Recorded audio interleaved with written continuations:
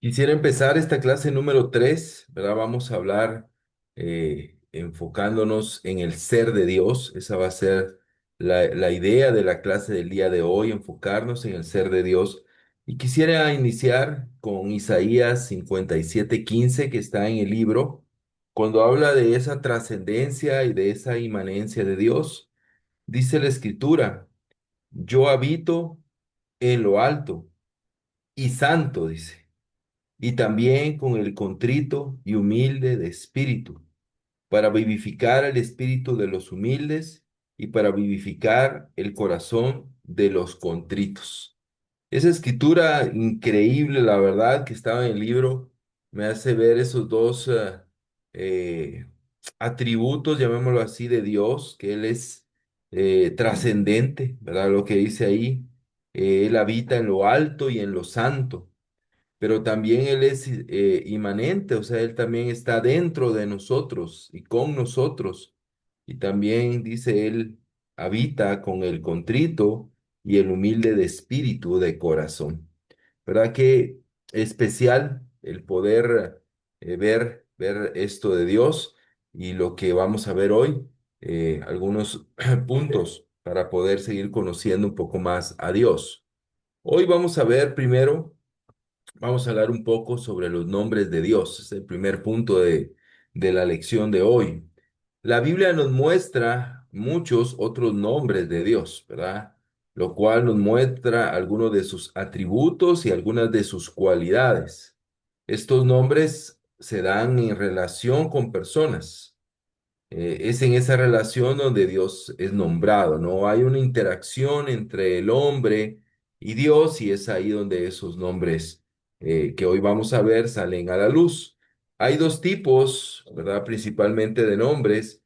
Uno son los nombres propios de Dios, ¿verdad? Que son tres que vamos a ver hoy, ¿verdad? Llamémoslo así, nombres propios. Y otros son nombres compuestos, ¿verdad? Que están compuestos con la terminación singular de él, que viene de Elohim o Elohim, ¿verdad? Entonces vamos a ver algunos de esos nombres y vamos a poder pues tratar, ¿verdad? De aprender de ellos y también entender cómo el conocer esos nombres, conocer los nombres de Dios, a nosotros nos permite, ¿verdad? También hablando de la oración, cuando tenemos ese tiempo de alabanza a Dios, ¿verdad? Todos tenemos, tal vez en su mayoría, tenemos un tiempo como para alabar a Dios, ¿verdad? Dentro de nuestra oración. Y a veces ahí nos quedamos como cortos, ¿verdad? Como qué digo, ¿no? Como qué le digo a Dios, ¿no? ¿Verdad? Pero aquí vamos a poder aprender también que nos sirve para poder adorarlo y para poder exaltar su nombre. Vamos a ir con el primer nombre. El primer nombre es Elohim, ¿verdad? El Elohim, ¿verdad? Aquí vemos esta escritura en Génesis capítulo 1, versículo 1, en la Biblia textual, ¿verdad? Dice, en principio, Elohim creó los cielos y la tierra, ¿verdad?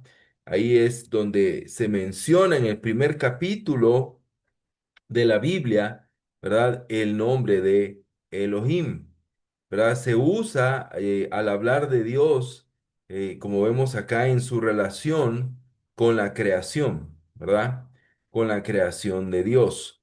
Y es ahí por eso Elohim tiene ese significado de un Dios creador y un Dios gobernador, ¿verdad? Él es el que crea, pero también Él es el que gobierna, ¿verdad? El universo creado. Es importante entender que aunque es una palabra, un nombre propio, también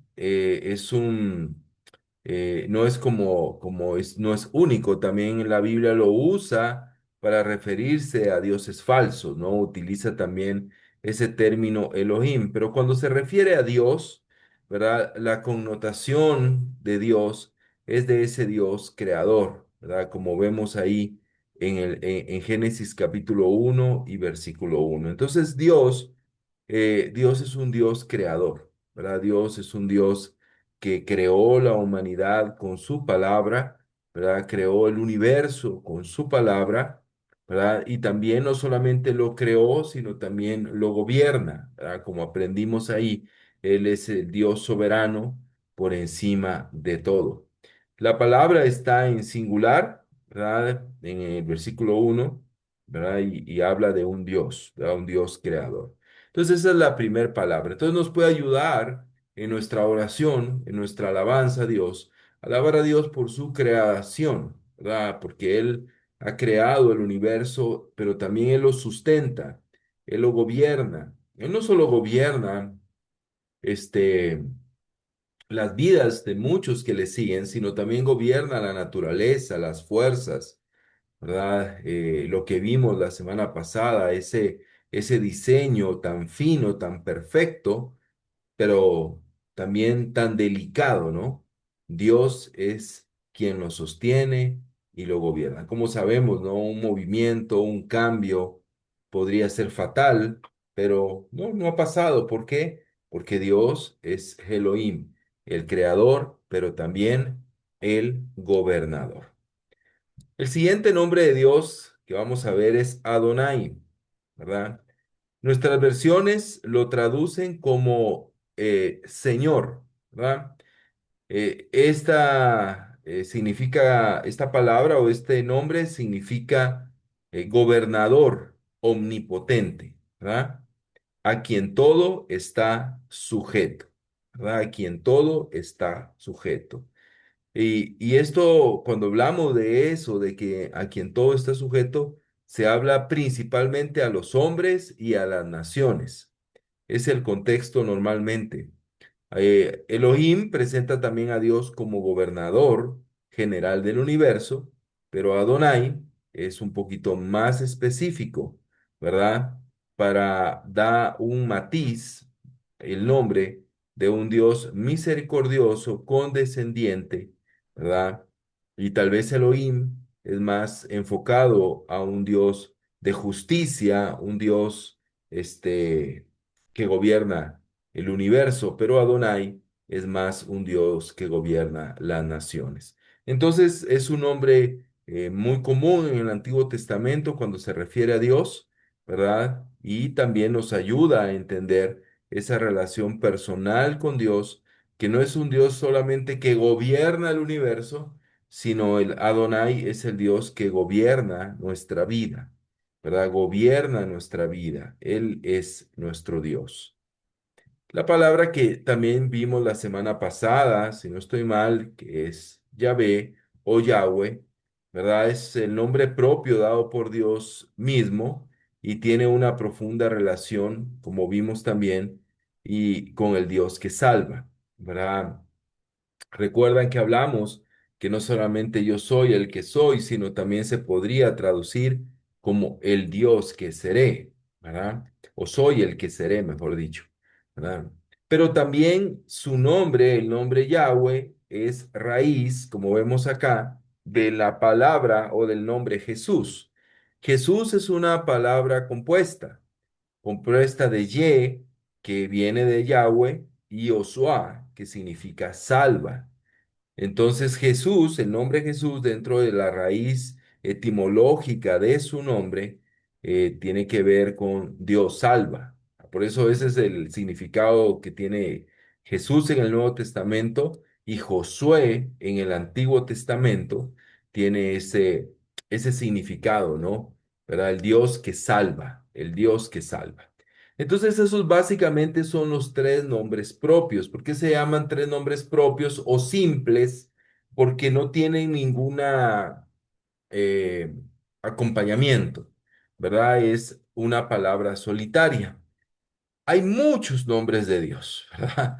Hay un listado enorme que no vamos a ver hoy, ¿verdad? Que no tiene mucho significado, tal vez para el contexto de la clase, ¿verdad? Porque pues muchos lo vamos a estar leyendo y aprendiendo, pero sí vamos a ver tres nombres compuestos, ¿verdad? Tres nombres compuestos que son muy importantes, que también revelan algo de Dios y también nos ayudan en nuestra adoración. En los primeros tres nombres que vimos, ¿verdad? Vimos primero al Dios creador y gobernador de su creación. Vimos a Elohim. Vimos a Adonai, el Dios que gobierna, soberano sobre nuestras vidas. Pero también vimos a Yahweh, que es el Dios que salva, ¿verdad? Que tiene esa connotación importante en la salvación de su pueblo. Y las palabras compuestas es las siguientes. Vamos a ver el Shaddai, ¿verdad? Esta raíz, el, viene de Elohim. Es ahí donde viene este acompañamiento, ¿no? Elohim Shaddai, ¿no? El Shaddai, así es como se traduce, ¿verdad? ¿Cómo lo traduce normalmente algunas versiones como el Dios Todopoderoso, ¿verdad? El Dios Todopoderoso. Él es el Shaddai, el Todopoderoso, ¿verdad? Su verdadero sentido tiene que ver con qué, con ser un dispensador de beneficios, ¿verdad? Es impresionante la raíz de la palabra. La raíz de la palabra Shaddai es Shad, que significa pecho, pero más específicamente tiene que ver con el pecho de una madre. ¿Verdad? Una madre que sustenta a su niño, ¿verdad? Que da pechos, leche, ¿verdad? Obviamente a su niño. Entonces el Shaddai tiene esa idea en el hebreo, ¿verdad? Y fue nombrado con esa idea de un Dios como una madre, ¿no? ¿Verdad? Que es un Dios todopoderoso, pero su verdadero significado no es ese Dios poderoso que eso es el Elohim, sino tiene más que ver con ese Dios que es un dispensador de beneficios, ¿verdad? El todo suficiente, el que sustenta a su pueblo. Ese es el Shaddai. Entonces hoy nosotros podemos tener a este Dios, a nuestro Dios, el Shaddai, en nuestra vida. ¿Como quién? Como un sustentador de nuestra vida, el que sustenta nuestro cuerpo, nuestra alma, quien nos provee de todo lo que necesitamos para vivir, ¿verdad? Y esa es la idea del nombre, un Dios que está cercano a su pueblo, ¿verdad? Cercano a su pueblo. Entonces, Shad tiene ese significado y es un significado invariable. La escritura en hebreo, cuando aparece Shad, tiene que ver específicamente con ese pecho, ¿verdad? El pecho materno, que tiene esa connotación de amor hacia su creación. El siguiente nombre que vamos a ver es el Elyon, Elión. El Salmo 78:35 dice, se acordarán que Elohim era su roca y el león que los está redimiendo. ¿Qué significa el león o el yom? Significa el Dios Altísimo. A veces así se traduce, como el Altísimo o como el Dios Altísimo. Y Él es poseedor desde arriba de todos los bienes del cielo y de la tierra. Él es el poseedor de todo. Tiene esa imagen clara y perfecta de un Dios que está en lo alto, ¿verdad? Que es trascendente, que está es altísimo y es poseedor de todos los bienes que están en el cielo y todos los bienes que están en la tierra. Es impresionante, ¿no? Pero cuando aparece Melquisedec, que significa rey de justicia, que es un gentil, no es un hebreo, es el rey de Salem, ¿verdad? Que más adelante se convertiría en Jerusalén. Él está consciente de que Dios es un Dios soberano. Él es el todo. Por eso él trae a él le traen esos diezmos, ¿no? ¿Verdad? Entonces, él menciona a ese Dios, ¿verdad? Esa escena entre Abraham y Melquisedec. Entonces vemos a un Dios que es llamado el Yom, es un Dios que está por encima de todo, es el Dios altísimo, ¿no? Vemos que los evangelios, no me recuerdo exactamente en qué parte, pero los evangelios también llaman a Jesús así, el Hijo del Dios Altísimo, ¿verdad? Y en el griego está escrito, pero viene de esta palabra, el Yom. Entonces tenemos un Dios que es el poseedor de todo lo que tenemos, de todo lo que hay en nuestra vida Ese es nuestro Dios, el Yom. Y vamos a ver el último, ¿verdad? De estos nombres compuestos. Como les digo, hay muchos más que aparecen en la escritura. El Dios que me ve, mi estandarte. Son nombres que las personas le dieron a Dios, ¿verdad? Pero Olam es el Dios eterno, es otro nombre importante en el Antiguo Testamento. Olam tiene varios significados, pero su sentido primordial es el de algo oculto, ¿verdad? ¿Y cómo lo relacionan con eterno? Se aplica aquí como un tiempo oculto, es decir, que no tiene principio y no tiene fin. Dios es un Dios eterno. Entonces, estos nombres de Dios nos revelan algo de Dios, ¿verdad? Nos revelan algo de nuestro Dios. Nos revela que Dios es el creador y el gobernador de su creación, que Dios es Olam, que Dios es nuestro Dios, ¿verdad? Perdón, Adonai, que es alguien que gobierna en nuestra vida, ¿verdad? Es nuestro Dios gobernador en nuestra vida. También podemos ver que Él es Yahvé, que es el Dios que salva. El Shaddai, que es también el que dispensa a nosotros todo lo bueno y lo necesario para vivir. También que Dios es ese altísimo, ¿verdad? El que está por encima de todo, ¿verdad? Y que gobierna y trasciende en nuestra vida. Y también, como vemos acá, Él es el Dios eterno, que no tiene principio ni fin.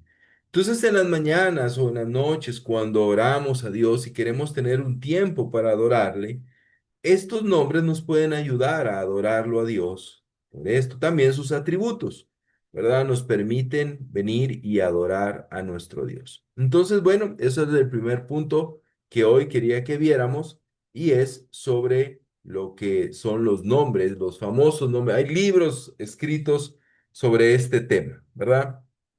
Entonces aquí los vimos como algo importante y vimos los nombres principales. Ahora vamos a ver un poco sobre los atributos de Dios. ¿Qué es un atributo? Toda perfección característica de Dios que la Biblia nos presenta como perteneciente al ser divino y capaz de ser manifestado a sus criaturas. Estas cualidades están afincadas en propia esencia de Dios. No son adheridas al ser de Dios, sino algo que conjuntamente y sin división constituyen la plenitud del ser de Dios. Ya ustedes pues han leído bastante, ¿verdad? Y escuchado sobre los atributos, ¿verdad? Sobre lo que son los atributos, ¿verdad? Hemos aprendido y en los libros que hemos estado ahí familiarizándonos sobre esto, pero esta definición tiene algunos puntos que me gustaría resaltar. Primero, que es algo que la Biblia nos presenta.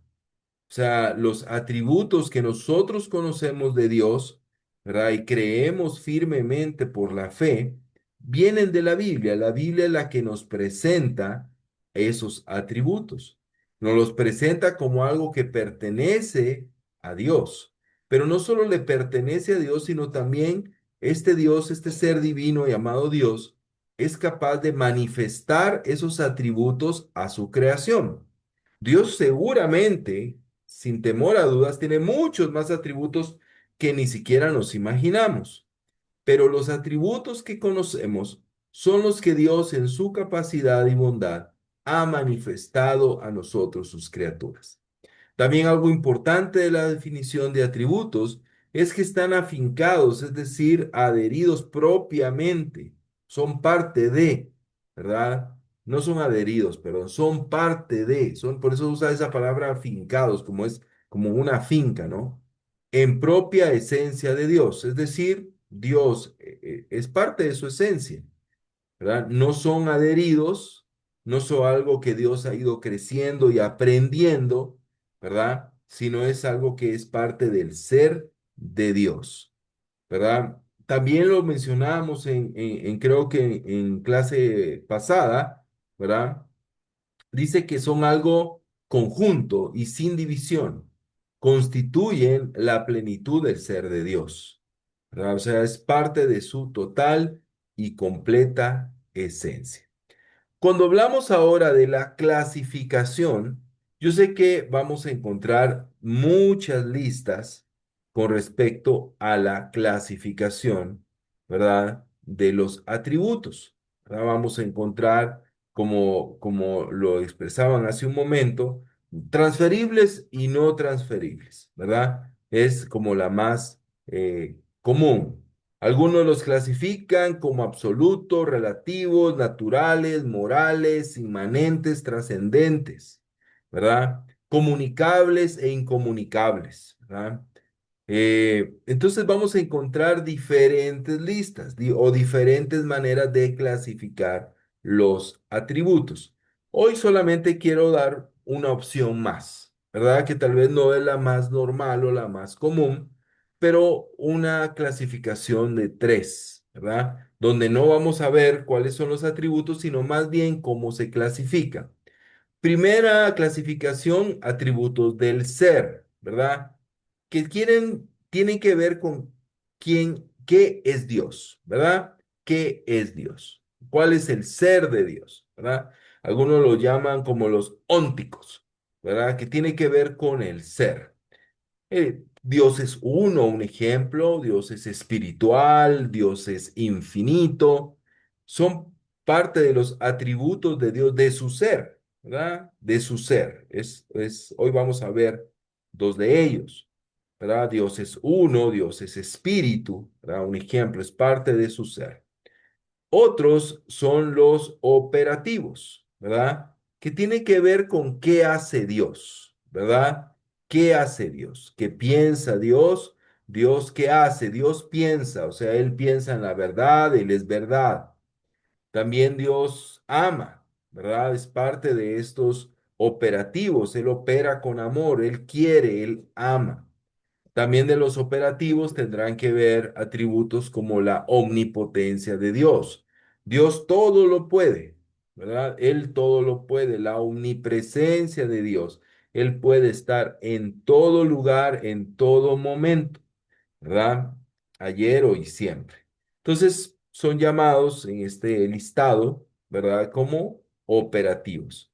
Y finalmente, los atributos morales, que tienen que ver cómo obra Dios, ¿verdad? Su carácter, bondad, santidad, justicia, por ejemplo, ¿verdad? Entonces, vemos acá tres clasificaciones, no es exhaustivo, obviamente, lo que está ahí en cuanto a los atributos, sino más bien es una manera de ejemplificarlo, pero es una clasificación tal vez que no es tan común, pero quería yo mostrar esta, que las demás seguramente las estamos viendo y las veremos en los libros y en otros. Entonces vemos acá algo muy importante de Dios. Vemos que Dios, sus nombres nos revelan mucho de Él, ¿no? De quién es Dios, ¿verdad? Conocemos a Dios a través de sus nombres, pero también obviamente conocemos a Dios a través de sus atributos. Es muy importante comprender, hermanos, que Dios es un Dios que más que definirlo, es más fácil describirlo, ¿sí? Funciona como el amor, ¿verdad? Ahí en Primera de Corintios 13. Creo que lo mencionamos ya antes. El amor no se define, sino se describe. De igual manera, cuando hablamos de los atributos de nuestro Dios, no se define a Dios, sino más bien se describe cómo es Dios. Entonces, estos nos permiten, como ha mencionado y creo, a cambiar nuestra vida, a comprender nuestra vida, a hacer las cosas de una manera distinta y diferente. También nos da un gran baño de humildad, haciéndonos ver y entender lo pequeños que somos comparados con este gran y maravilloso Dios, ¿verdad? Pero también nos muestra y nos enseña, cómo podemos relacionarnos con este Dios. Entonces, a- viendo un poco y hablando hoy, ¿verdad? Que el tema de hoy es, de esta clase número 3 más enfocada en el ser de Dios, que es lo que queremos más enfocarnos, ya en estos dos puntos que son los nombres y los atributos. hoy quiero también que podamos avanzar un poco en este punto que es Dios es único, ¿verdad? Nuestro Dios es único y es lo que la Biblia nos muestra y nos enseña. Primero, Él es único, el único Dios, ¿verdad? No es el mejor Dios, no es el primero, ni siquiera es el más grande. Dios es único. No hay ni siquiera nada de la misma especie. Obviamente, cuando hablo de Dios, ustedes entenderán y lo veremos más adelante, que por cierto es una clase que me aterra un poco cuando hablemos de la Trinidad, ¿verdad? Tratar de poder explicarla un poco, por lo menos. Pero cuando hablamos de Dios, obviamente hablamos de este Dios trino, ¿no? Pero ¿qué vemos? O sea, algo que es importante entender y comprender, ¿verdad? Es que nuestro Dios es único en su especie, ¿verdad?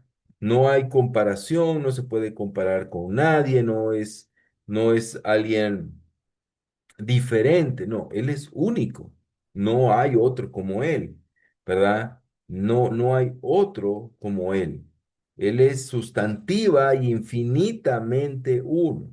Es el único Señor, el único Dios, ¿verdad? El único Dios. Entonces esto es muy, muy importante entenderlo en esa unidad de Dios. Dios es un Dios único, pero también algo que podemos ver es que Dios es el puro ser, ¿verdad? ¿Qué tiene que ver esto? Dios es el puro ser, hay una plenitud en Dios. ¿Cuál es la idea? La idea es cuando alguien encuentra una moneda de oro y dice, esto es oro puro, dice. ¿Verdad? Esta moneda es de oro puro, este anillo es de oro puro. ¿Qué significa? Que no tiene nada más. No tiene ni un poquito de plata, no tiene nada de fantasía, no tiene nada. Es oro puro, ¿verdad? Esa es la idea. Dios es simplemente e infinitamente Dios. Él es Dios. Existe en sí mismo y por sí mismo. Es pleno, total y completamente. Él es Dios. Dios es Dios, es puro Dios, o sea, puro Dios, o sea, no hay nada, ¿verdad? Es como los seres humanos, no los hombres, sabemos que yo digo, yo soy hombre, ¿verdad? Pero sé que dentro de mí hay hormonas femeninas también, ¿verdad? Igual las mujeres tienen también hormonas masculinas. Aparte, yo no soy puro Paulo, hay mucho de otros en mí, del mismo Dios, pero de otros también en mí. No soy puro yo, aunque podría pensarlo y creerlo, pero no lo soy. Soy la suma de muchas cosas genéticas, ¿verdad? Naturales y de la influencia de muchas personas en mi vida. Pero Dios no es así, Dios es puro, es el puro ser de Dios, es algo puro como, como les decía, como el oro, ¿verdad? No hay nada, ¿no? Que esté adherido cuando alguien menciona esa, es puro oro. No funciona como el agua. Un ejemplo, el agua tiene dos componentes, ¿no? Oxígeno y hidrógeno, no me acuerdo cuál es el otro, pero son esos dos componentes diferentes en su especie, pero unidos crean el agua. Dios no es eso. Dios no es la suma de nada. Él es puro Dios. Dios es único. Dios es único. Por eso imagínate cómo la idolatría puede ofender a Dios. Cómo el que nosotros pongamos a algo antes que a Él, ofende a Dios. O que lo comparemos con algo o con alguien puede ofenderlo tanto, ¿verdad? Y mucho más cuando adoramos a algo que no es Él. Cuando Él es puro, el único Dios es el puro ser, ¿verdad? Hermanos, si ustedes tienen alguna duda, ¿verdad? Siempre pueden ahí levantar su mano. Siguiente cosa que vemos sobre este punto de Dios es único, Dios es inmutable, ¿verdad? Eso significa que no puede cambiar su naturaleza. Dios no puede mejorar, ¿verdad? Sí, Giovanni. Sí, perdón, para el punto de que dice Dios es el puro ser, leíamos en el libro también que creo que a eso se le da un nombre, el Asadai, podría ser. Aceidad, sí. Aseidad, perdón, sí, Sí, tiene que ver con eso, que Él subsiste por sí mismo. por sí mismo, exacto. Sí, muchas Gracias. gracias. Así es. Él no necesita a nada ni nadie que lo haga subsistir, ¿verdad? Sí, gracias. Entonces, cuando hablamos de inmutable, no tiene que ver con esa idea de frialdad, ¿verdad? A veces podemos pensar, cuando hablamos de ese tema o usamos esa palabra, ¿verdad? Pensar Dios es inmutable, ¿no? ¿Verdad? Como a veces lo podemos aplicar a personas, ¿no? Fulano no se inmuta por nada, decimos, ¿no? ¿Verdad? No, no, lo que tiene que ver es con que Dios no puede cambiar su naturaleza. Dios no mejora ni empeora. ¿Verdad? O sea, Dios es Dios. Por favor, si alguien me puede ayudar a leer el Salmo 102, versículo del 25 al 27, por favor. Yo, Pablo, yo te puedo ayudar. Gracias, muchas gracias. En el principio tú afirmaste la tierra, y los cielos son la obra de tus manos. Ellos perecerán, pero tú permaneces. Todos ellos se desgastarán como un vestido, como ropa los cambiarás y los dejarás de lado. Pero tú eres siempre el mismo y tus años no tienen fin. Amén. Aquí vemos en este salmo que este salmista creía firmemente en la inmutabilidad de Dios. Dios no cambia. Desde el principio hasta el presente y en el futuro nunca cambiará. Dios es un Dios inmutable. Pero algo que es increíble, ¿puedes leer el versículo 28, Carlos? El 28 comienza, es que lo pegué aquí, dice, todos ellos se desgastarán como un vestido, como ropa los cambiarás y los dejarás de lado. Ujú, ok. Yo tengo en el 28, si lo puedo leer. Sí, sí. Dice, somos tus siervos. Nuestros hijos vivirán seguros aquí y los hijos de nuestros hijos vivirán en tu presencia. Ok, gracias, gracias. Sí, ahí. Qué increíble. ¿Ves esto? Versículo 25 al 27 dice, Dios no cambia. Y el versículo 28, ¿cuál es el resultado de creer en un Dios inmutable? ¿Qué resultado ven ahí, hermanos? Seguridad, ¿sí? Podemos vivir seguros, podemos estar seguros. Qué increíble es esto, ¿no? ¿No te ha pasado que a veces la gente que es cambiante en su temperamento nos hace sentir inseguros? ¿Verdad? Que no sabemos qué vamos a encontrar hoy, si va a estar contento, si va a estar triste, si va a estar bien, si va a estar mal, si va a estar animado, si va a estar desanimado. O podemos ser nosotros así, que llegan nuestros hijos a la casa y no saben qué van a encontrar, ¿no? ¿Cómo los van a encontrar? Y crea inseguridad en sus vidas. ¿Ah? O alguien más crea inseguridad en nosotros. Pero Dios dice, es inmutable. Él no cambia. Por eso podemos vivir seguros. Podemos sentir seguridad en nuestra vida. Qué increíble, ¿no? Cuando creemos en este Dios único e inmutable, eso debe de traer seguridad a nuestra vida, no temor, sino seguridad. Final, el cuarto punto es, de este tema es único Dios verdadero. Vamos a leer estas escrituras. Por favor, ¿alguien me puede ayudar con Deuteronomio 6:4? Yo lo tengo listo. Vamos, Escucha Israel, el Señor es nuestro Dios, solamente el Señor. ¿ok? La ley que dice, Dios es único. Dios es único, ¿no? Dios es uno. Isaías 44:6.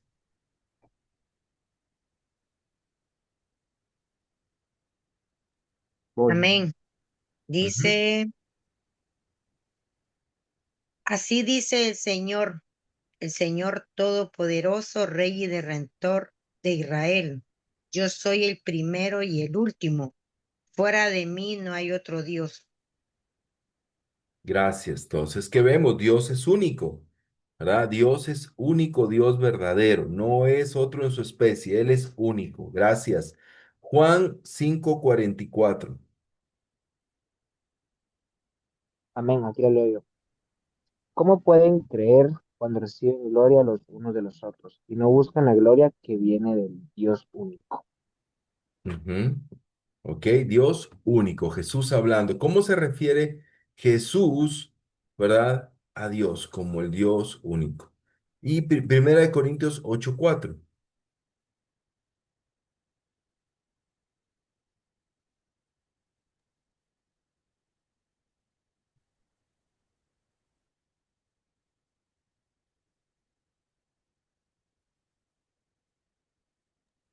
¿La leo yo? Sí, sí, sí. Entonces, ¿qué acerca de comer carne ofrecida a ídolos? Pues sabemos que un ídolo no es en verdad un Dios y que hay solo un Dios. Ujú. Entonces su entendimiento, el entendimiento de Pablo en cuanto a la idolatría y lo vana y ridícula que es, ¿de dónde viene? De su entendimiento de que solo hay un Dios. Efesios 4:6, por favor. Lo tengo, Paulo. Gracias. Hay, hay un solo Dios y Padre de todos, que está sobre todos, actúa por medio de todos y está en todos. Excelente, muchas gracias. Gracias. Entonces, ¿qué vemos acá? Dios es único. Dios es único, ¿verdad? Único en su especie, único en su pureza, en su plenitud, único porque no puede cambiar y también es el único Dios verdadero. Y cómo estas verdades nos ayudan en nuestra cercanía, en nuestra comunión, en nuestra percepción, en cómo nos relacionamos con nuestro Dios. Esto es fundamental e importante para nuestra vida.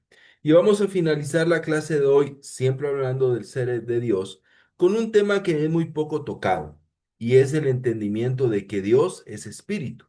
Obviamente nosotros en nuestra cosmovisión de vida y sobre todo por nuestro trasfondo, normalmente no ubicamos a Dios como un espíritu, sino muchas veces como un anciano, ¿verdad? Como un padre, una persona, ¿verdad? Aunque es persona, pero Dios es espíritu.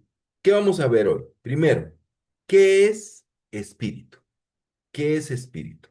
¿Cómo podemos definir la palabra espíritu? Bueno, bíblicamente tiene que ver, ¿verdad? Tiene diferentes sentidos, ¿no? ¿Verdad? Pero como un aliento, un viento. Pero básicamente, ¿qué es espíritu? Espíritu significa de que no tiene materia ni figura corpórea, ¿sí? Es inmortal y es invisible. Sea, Dios es espíritu. Juan capítulo 4 versículo 24. Si alguien puede leerlo, si no, yo lo tengo por acá. Amén, Pablo. Gracias. Dios es espíritu y quienes lo adoran deben hacerlo en espíritu y en verdad. Correcto. Aquí vemos importante esto, ¿no? Porque dice Dios es espíritu, E mayúscula, ¿verdad? Pablo, ¿Sí? Y es necesario que lo adoren quienes lo adoren en espíritu, en minúscula y en verdad. Pero aquí Jesús define, ¿verdad? A Dios o expresa de Dios con esta figura. Dios es espíritu. Significa que Dios no tiene materia, no tiene una figura corpórea, ¿verdad? Romanos 1:20. Lo tengo acá, Pablo. Ujú. Pablo. Porque lo que Dios, porque lo que de Dios es invisible, o sea, su poder eterno y todo aquello que lo hace ser Dios, se ha hecho claramente visible desde la creación del mundo. El ser humano ha podido entender todo eso con facilidad al observar la creación de Dios. Así que la humanidad no tiene excusa alguna para hacer todo el mal que hace. Gracias. Entonces, que vemos, Dios es invisible, no se puede ver, ¿verdad? Entonces es, como vemos acá, espíritu. Entonces la pregunta, hermanos, es, ¿por qué la Biblia menciona como que Dios pues tiene manos, como que Dios tiene ojos, ¿verdad? Dios observa, Dios, su mano derecha me sostiene. ¿Por qué la Biblia menciona esto? ¿Qué piensan ustedes? ¿Por qué la Biblia dice esto y yo ahorita estoy diciendo, o Jesús mismo dice que Él es espíritu? ¿Qué piensan?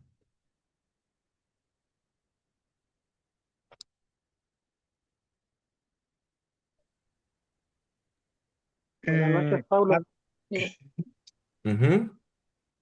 sí, yo creo que es una forma de literatura en la cual los escritores expresaban, eh, por ejemplo, que Dios ve, que Dios tiene ojos, es para indicar, ¿verdad?, que Dios estaba eh, poniendo atención a la vida de las personas, por ejemplo, porque Dios Ujú, tiene su brazo fuerte, su mano, su diestra, era el símbolo de poder de las personas, entonces es una forma literaria, creo yo.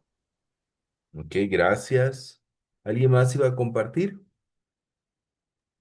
Yo, Pablo, básicamente era algo así como que es algo como peyorativo o algo subjetivo o algo que uno puede ver de la creación de Dios, porque dice que Dios creó al mundo, o sea, pero ¿cómo lo creó si no tiene manos? Dios lo diseñó, Dios, o sea, es como, no es algo propiamente material, sino que es así, o sea, es algo subjetivo, me parece a mí, o algo como figurativo.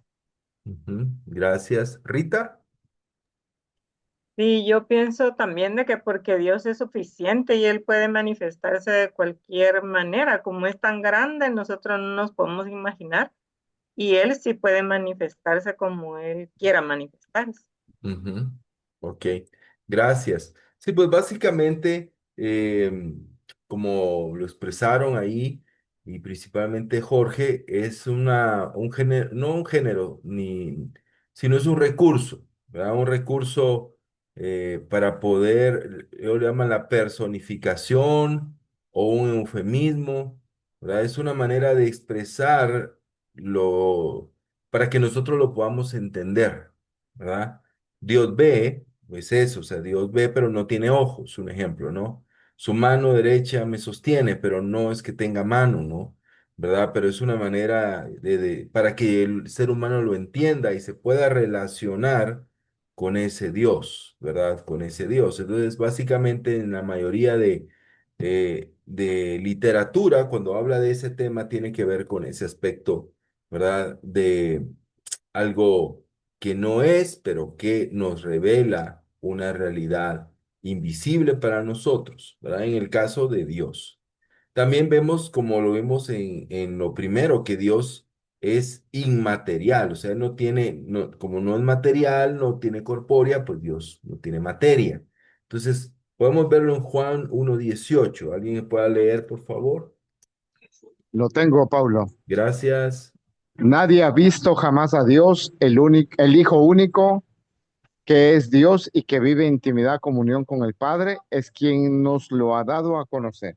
Correcto, nadie, nunca. O sea, cuando eso dice la escritura, que creo que en este es el prólogo, todavía es Juan hablando, él dice, nadie ha visto a Dios. Entonces, ¿qué pasó cuando lo vio Moisés, un ejemplo, que vio su espalda, dice, ¿no? ¿Verdad? ¿Qué pasó ahí? O sea, pero no, pero el Evangelio de Juan dice que nadie nunca ha visto a Dios. Entonces, pues como decía Rita también, él se puede manifestar de diferentes formas o utilizando ciertos recursos, pero verdaderamente nadie ha visto a Dios, es lo que la Escritura dice. ¿Por qué? Porque Dios es inmaterial, ¿verdad? Dios es espiritual en el sentido de que la Biblia lo usa como un adjetivo, como calificando a Dios como un espíritu, pero principalmente Dios es espíritu sustantivo, es decir, habla de su esencia, de quién es Él. Es muy importante notar, hermano, sobre todo en los idiomas originales, la diferencia con el Espíritu Santo. Normalmente y casi siempre, cuando aparece la palabra el Espíritu con artículo, ¿verdad? Un artículo que define el Espíritu, ¿verdad? Normalmente, porque igual puede hablar como el espíritu de uno, pero cuando está refiriéndose a Dios, cuando habla, aparece el artículo el espíritu, sobre todo en el Nuevo Testamento, está hablando de la tercera persona de la Trinidad. Pero cuando solo aparece espíritu sin artículo, tiene que ver con Dios, ¿sí? Con el Dios Padre, ¿verdad? Entonces Dios es espíritu. Dios es espíritu, ¿verdad? Y finalmente, a pesar de ser espíritu, a pesar de ser inmaterial, pero Dios es un Dios personal. Y esto es importante, Dios es un Dios personal, Dios se relaciona, ¿verdad? No es una fuerza poderosa, nada más, no es ahí una fuerza cósmica, no. Dios es una persona. Vamos a leer, ya vamos finalizando, Éxodo 3 del 14 al 15, por favor.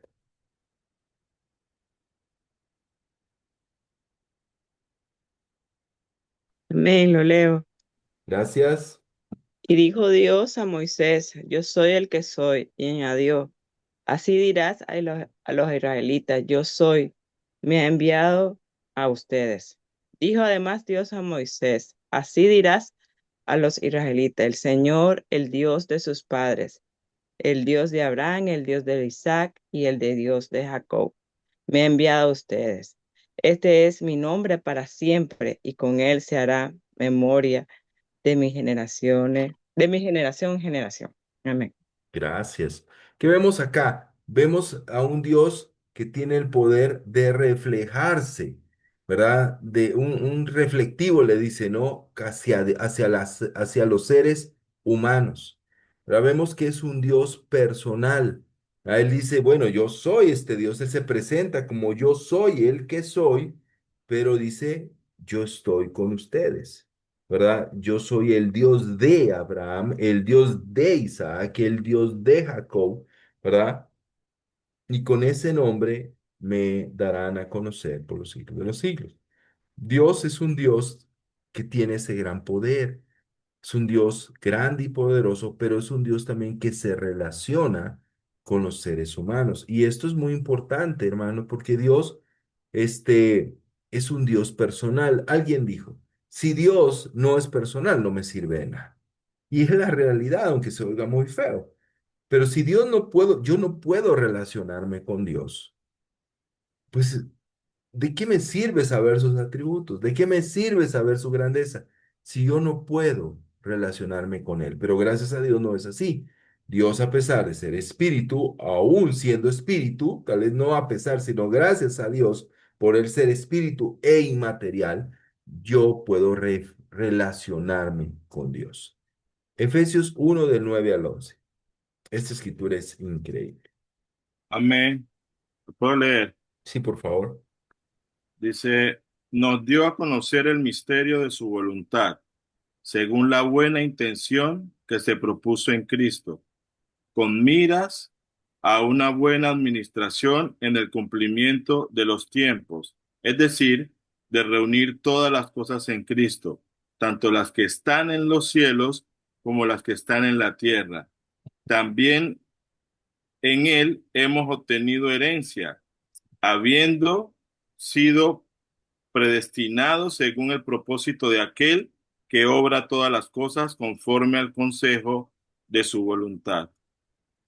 Amén. ¿Qué vemos acá? Vemos que Dios tiene algo poderoso porque dice acá que Él tiene autoconciencia, ¿no? ¿De quién es Él? Pero también Él tiene autodeterminación. Vemos aquí en estos versículos, el versículo dice que nos dio a conocer.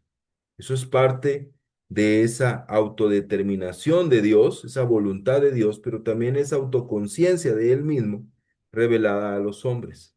También dice, según su beneplácito. O sea, todo esto habla de que Dios es una persona, que a Dios le agrada y que Dios tiene voluntad. Luego el versículo 11 dice, participamos de su herencia, fuimos predestinados conforme a los planes del que todo lo hace, según los designios de su voluntad. Dios tiene voluntad. Entonces Dios es un Dios personal, es lo mismo que pasa cuando estudiaremos el Espíritu Santo, ¿verdad? Veremos que el Espíritu se entristece, ¿verdad? Por eso sabemos que Él es persona, ¿verdad? Y que podemos hablar con Él. Bueno, entonces, ¿qué vemos acá hasta donde vamos hoy o lo que vimos hoy?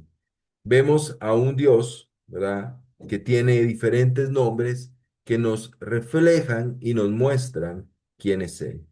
También vimos sus atributos, los cuales nos revelan algo de su ser, de cómo opera y de cómo es su carácter, ¿verdad?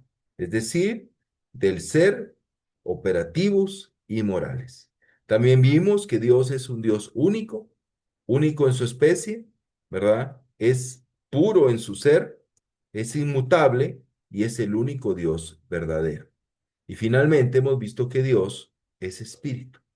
Dios no tiene forma corpórea, ¿verdad? Él es inmortal y Él es invisible. Quiero terminar esta clase leyendo este pensamiento. El que Dios, el Dios verdadero, sea personal, significa que es alguien que ha pensado en mí desde la eternidad, que puede expresarse y se ha expresado. Se ha dirigido al hombre a quien podemos hablar y orar, no como una fuerza cósmica, sino como a un tú. Qué increíble, ¿no? Nuestro Dios. Eso de que Dios es trascendente e inmanente es tan maravilloso de nuestro gran y poderoso Dios. Hermanos, esto les quería compartir el día de hoy. Aprendimos varios puntos sobre el ser de Dios y espero pues que haya sido ahí de utilidad para ustedes. Amén. Muchas gracias, hermanos.